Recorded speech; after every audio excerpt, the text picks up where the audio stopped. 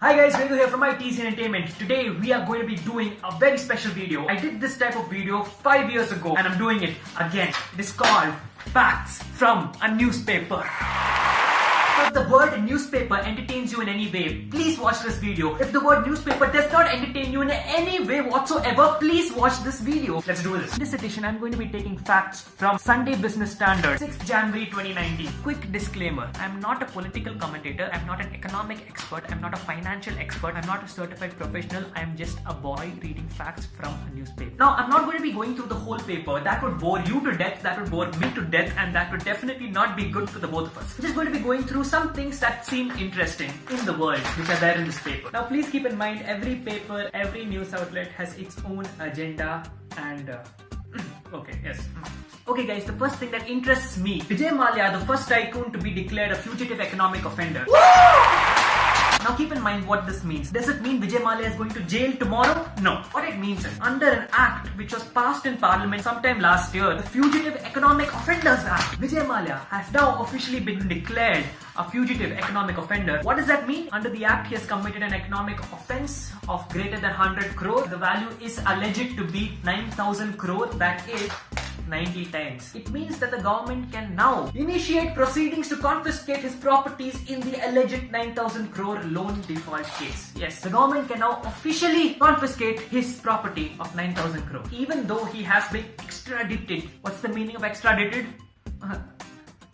It means that he's been legally handed over to India for trial, but is he in India? No. There are still more legal proceedings in the UK that will still take some time. Next fact! Okay, now I don't know if these are really facts or whether I should call them something else. Anyway, in price and value, Chinese phone makers outspace Apple. Now this is a very interesting thing, especially in India. All of us are noticing it. The Chinese brands like Huawei, Oppo, Vivo, OnePlus, Xiaomi, they've completely taken over, not just in revenue, but in their advertising. You see them sponsoring all the big tournaments. You see their ads splashed everywhere. Especially last year, I noticed it when I was traveling between Bangalore and Mysore, and in the Ramnagara Chanpatna area you could completely see these advertisements of Oppo and Vivo just there on every commercial building. Interesting thing to notice that Vivo, Oppo and OnePlus are owned by the same company, and they've come into India as separate brands and they have marketed themselves so extremely well. It's really worked out. See, here they're providing off the sales in China, where their homegrown companies have overtaken Apple, but the thing is that it's happening in India as well. The media is portraying it as Apple's phones are expensive,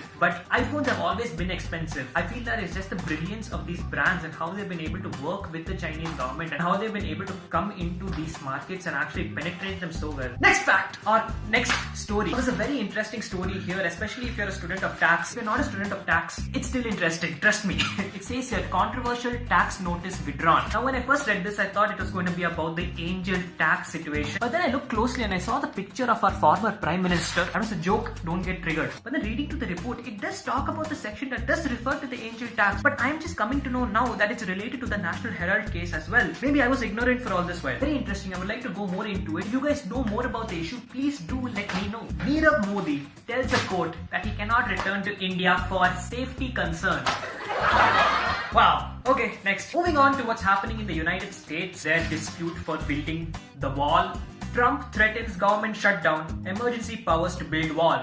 Next, Iran okays anti-money laundering bill to ease foreign trade. Next, UK economy shows that there will be challenges for preparation of Brexit. What are the challenges? I am not interested right now. And the last page is the wonderful page on politics, where everyone is accusing everyone of everything. So guys, that was facts from a newspaper. I enjoyed it. I hope you enjoyed it. The newspaper that I used was Business Standard, the weekend edition, the Sunday edition. Please let me know what newspaper you would like me to use next. If you like this video, give it a thumbs up. Please comment down in the comment section below what you thought about this, how I can improve, and if you would like to discuss on any of the matters that was presented in the video or any matters in general, feel free to comment down in the comment section below. And do not forget to subscribe. We are currently at 225 subscribers. I'm looking to do something very special if we hit 250 subscribers. The full form of ITZ is in the zone. So get in the zone, stay in the zone, and never ever leave the zone, because the zone is the place that you own.